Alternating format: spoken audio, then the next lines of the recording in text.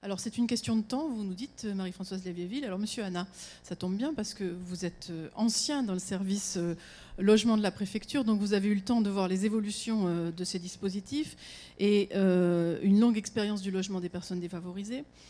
C'est un sujet qui semble très porté par la préfecture et par la DDCS aujourd'hui dans les Bouches-du-Rhône. C'est un peu logique face à la forte pression de la demande dans le département, notamment en matière de DALO.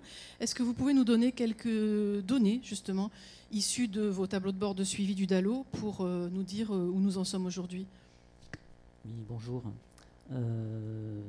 Donc aujourd'hui, je vais vous présenter rapidement la partie relogement de l'action sociale sur le logement de l'État. Donc ça concerne l'utilisation du contingent préfectoral. On a aujourd'hui 3 publics cibles. Bien sûr, le DALO, c'est une obligation légale, assortie d'un délai 6 mois. Les ménages qui sont dans des opérations en rue et les sortants d'hébergement, de structures d'hébergement. Alors, quelques chiffres, en effet. Depuis 2009, on assiste, heureusement, à une certaine stabilisation des chiffres du DALO, à hauteur d'environ 6 000 recours déposés par an dans les Bouches-du-Rhône, et à hauteur de 1 900 ménages reconnus prioritaires chaque année dans les Bouches-du-Rhône. Alors, quelles sont leurs difficultés? Le premier motif reconnu par la commission de médiation, c'est la suroccupation. Ensuite, c'est dépourvu de logements hébergés chez des particuliers ou en structure. Après vient le logement indigne insalubre. Délai d'attente supérieur à 30 mois et enfin procédure d'expulsion. Alors sur le plan géographique, la ville de Marseille, il faut bien signaler, représente 75% des ménages reconnus prioritaires, alors que la part de la population de la ville dans les Bouches-du-Rhône, vous le savez, c'est 43%. Donc il y a une surreprésentation. Le reste de l'arrondissement de Marseille, ça représente 3%, donc c'est essentiellement Bagne-la Ciotat. Ensuite, l'arrondissement d'Istres vient en deuxième position avec 13%, celui d'Aix 8% et celui d'Arles 1%. Alors, il faut signaler qu'on retrouve exactement les mêmes proportions pour les procédures d'expulsion, à savoir qu'on a 75% de réquisition de la force publique qui sont dans la ville de Marseille. Donc je vais peut-être un peu vous parler beaucoup de la ville de Marseille, je sais qu'on est à Martigues, mais pour nous c'est un enjeu important. Alors chaque année nous logeons environ 1200 DALO. En 2012, 70% ont été logés sur le contingent préfectoral, 14% dans le secteur privé, souvent par eux-mêmes, 10% dans le parc propre des bailleurs sociaux, en plus des logements qui sont du contingent du préfet, 3% dans le contingent des collectivités locales et 3% dans celui des collecteurs de l'EUSL. Les difficultés, beaucoup de refus, beaucoup de dossiers incomplets. Pour nous, c'est un enjeu très important de faire baisser le nombre de dossiers incomplets au moment de la proposition et au moment du passage en commission d'attribution. Le FNAVDL dont on va vous parler y contribue, mais il y a un gros effort à faire là-dessus pour les ménages défavorisés. Et des ménages qui se sont... 201 ménages en 2012 qui se sont manifestés trop tard ou pas du tout, avec peut-être des relogés parmi eux, mais on ne le sait pas.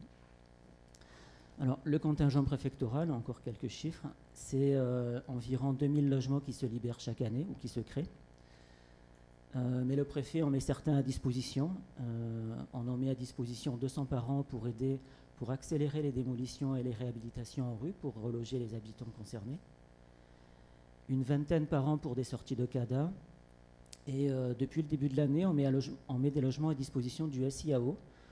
Alors peut-être un peu d'explication. Oui. CADA, Centre d'accueil pour les demandeurs d'asile, SIAO, Service intégré de l'accueil et de l'orientation. Voilà.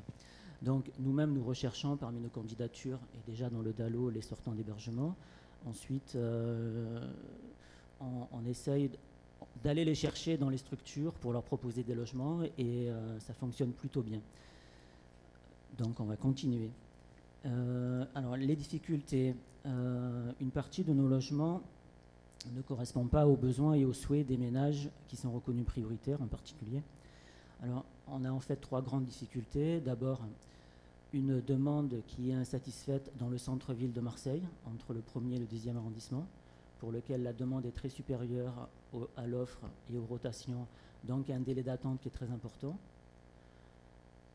Dans les loyers faibles, PLAI, c'est surtout le département, et dans les grands logements à partir du T4, en particulier sur la ville de Marseille. Donc on a des délais d'attente très variables en fonction de ces différents critères, auxquels il faut ajouter éventuellement un handicap, qui est toujours un facteur limitatif, parce qu'il y a déjà de nombreux logements qui ne sont pas dotés d'ascenseurs. Et donc on essaie de tenir informés les ménages afin de les rendre maîtres de leur stratégie de recherche, mais c'est vraiment au cas par cas, s'agissant du délai moyen.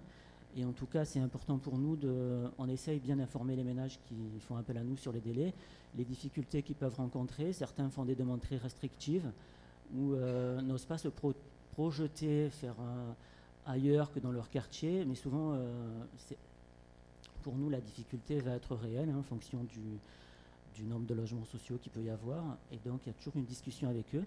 Et aujourd'hui, donc, le FNAVDL, avec nos 3 opérateurs, donc, qui sont l'Empile, le Pacte et Sarah. Donc, le FNAVDL va vous être présenté tout à l'heure par Mme Massol, donc j'y insiste pas trop. Mais bon, on a des opérateurs qui sont assez dynamiques et ça fonctionne très bien. Donc, en quoi ça consiste? Repérer les ménages qui sont les plus en difficulté, demander un diagnostic, les faire accompagner. Et au moment de la proposition de logement, l'opérateur accompagne le candidat et essaie de faciliter son relogement.